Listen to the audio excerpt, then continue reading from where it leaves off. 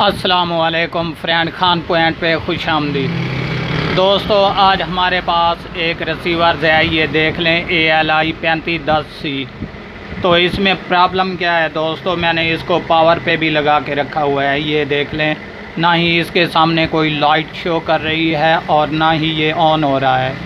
तो इसमें जो भी मसला है मैं आप दोस्तों के साथ ऑलरेडी शेयर करता चलूँगा और इंशाल्लाह मैं इस तरीके से बताऊंगा कि आपको जो है बिल्कुल बआसानी और सबसे आसान तरीके से जो है इसका हल आप निकाल सकें। तो दोस्तों, अभी इसमें क्या प्रॉब्लम हो सकती है, क्योंकि इसमें लाइट भी ऑन नहीं और इसके अलावा जो है इसमें कोई डिस्प्ले वगैरह भी शो नहीं हो रही।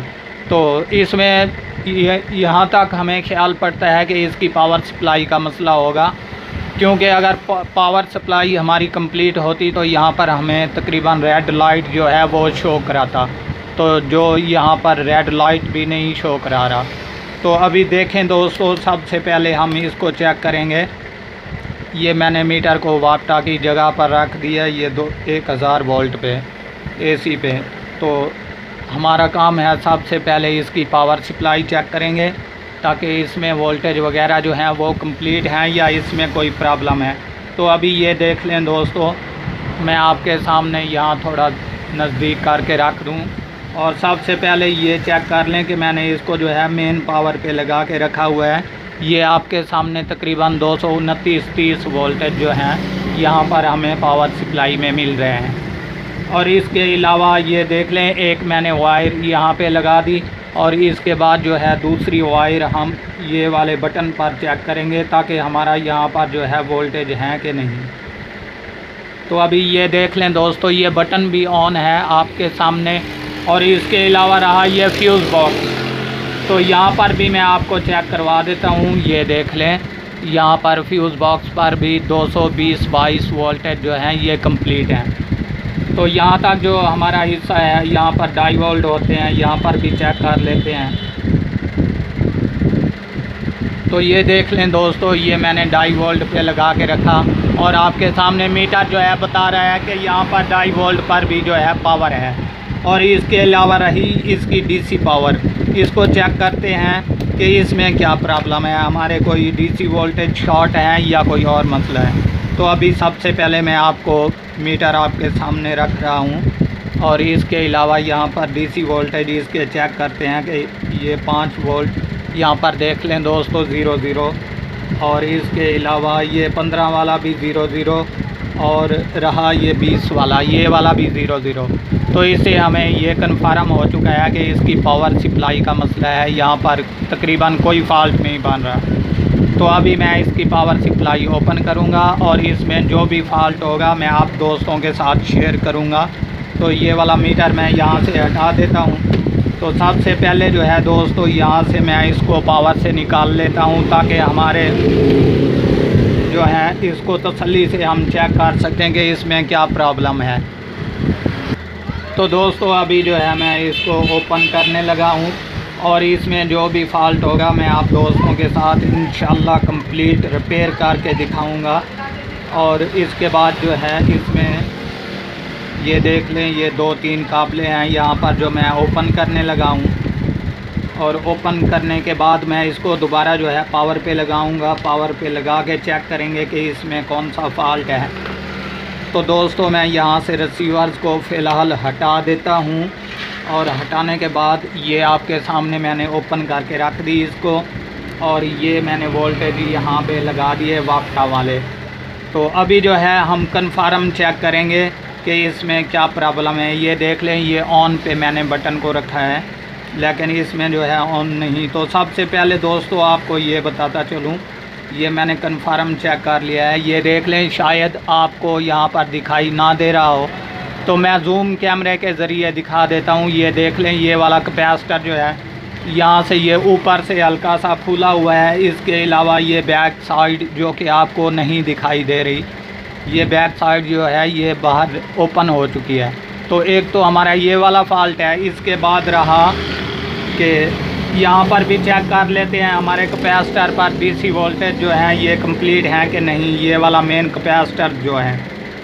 तो दोस्तों, यहाँ पर चेक करने के लिए ये मैं 1000 की रेंज पे रख रहा हूँ, डीसी वोल्टेज 1000 की रेंज पे, क्योंकि हमारी जो वापटा वाली वायर है इससे होते हुए ये नेक्स्ट जो है कैपेसिटर की तरफ डीसी वोल्टेज बन जाते हैं, रास्ते में डाई वोल्ट होते हैं।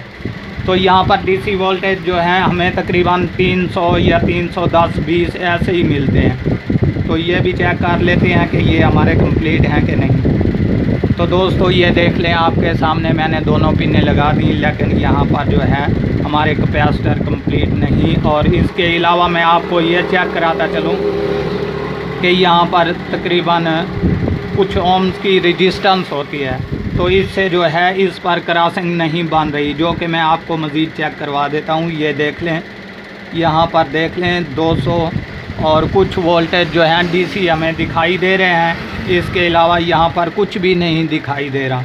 ये देख लें दोस्तों, ये वाली रेजिस्टेंस जो 2.5 वोल्ट के करीब लगी हुई है, बल्कि यहाँ पर आपको दिखाई नहीं दे रही। मैंने गौर से चेक कर लिया है इसको, यहाँ से जो है ये गर्म होकर फट चुकी है, जो कि मैं आपको जूम कैमरे के ज़रिए दिखा दूँ। ये रही इसकी पिक्चर, और ये देख लें यहाँ से ये जो है फट चुकी है, जिस वजह से ये मेन कैपेसिटर पर जो है वोल्टेज नहीं दे रही। तो अभी क्या करेंगे दोस्तों, एक तो ये वाली रेजिस्टेंस जो है ये चेंज करेंगे, और इसके अलावा ये वाला कैपेसिटर जो है ये चेंज करेंगे, ये ओके और कंप्लीट हो जाएगी। तो दोस्तों अभी जो है मैं इसको चेंज करता हूँ, और चेंज करने के बाद आपको दिखा देता हूँ। तो दोस्तों ये देख लें, मैंने आपके सामने जो है ये वाला कैपेसिटर यहाँ से निकाल दिया, जो हमारा 16 वोल्टेज में होता है। ये देख लें आपके सामने, ये बैक साइड जो है इसकी ज़्यादा फटी हुई है, और इसके बाद ये वाली साइड जो है ये हल्की सी फटी हुई है। तो हम क्या करेंगे दोस्तों कि यहाँ पर जो है हमारा 1000 UF 16 वोल्टेज में है, तो इसको हम यहाँ से हटा देंगे। सेम टू सेम इसी तरह का जो है मेरे पास एक और पड़ा है, ये देख लें, ये 16 वोल्टेज में 1000 UF। तो ये वाला यहाँ पे मैं लगा देता हूँ, और लगाने के बाद जो है बाकी रही उसकी रेजिस्टेंस, जो कि उसकी भी वैल्यू मैं आपको चेक करवा देता हूँ।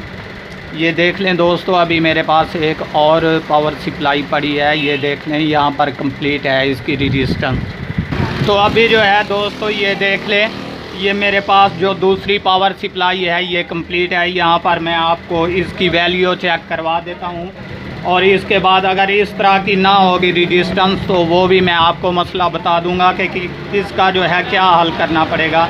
यहाँ पर मैं आपको चेक करवा देता हूँ कि ये कितने ओम्स की है। ये देख लें, ये तकरीबन आपके सामने, सॉरी एक मिनट, मैं दोबारा आपको चेक करवा देता हूँ कि ये हमारी कितने ओम्स की है।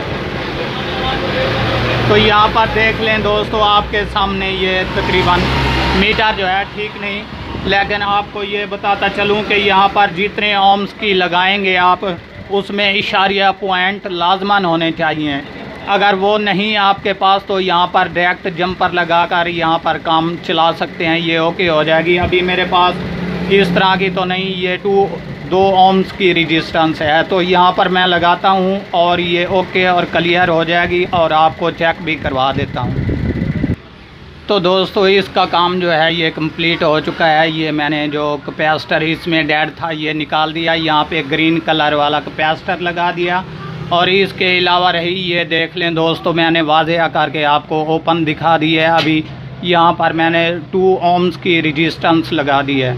तो अभी हम इसको दोबारा पावर पे लगाते हैं और चेक करते हैं ताकि हमारा ये काम कंप्लीट हुआ कि नहीं। तो दोस्तों अभी ये देख लें, मैं इसको पावर पे लगाने लगा हूँ, और इसके बाद रही इसकी ये मेन वायर मैं यहाँ पर सिलेक्ट कर देता हूँ ताकि हमें कन्फर्म जो है मालूम हो जाए। तो दोस्तों ये मैंने यहाँ पे लगा दी, और इसके बाद अभी चेक भी कर लेते हैं। ये देख लें दोस्तों, ये बिल्कुल ओके और कंप्लीट हो चुकी है। बस मसला वही था जो इसकी कैपेसिटर और रेजिस्टेंस एक ख़राब थी। दोस्तों अगर ये छोटी सी वीडियो पसंद आए तो हमारे चैनल को ज़रूर सब्सक्राइब कीजिएगा, और देखना ना भूलिएगा हमारा YouTube चैनल खान पॉइंट।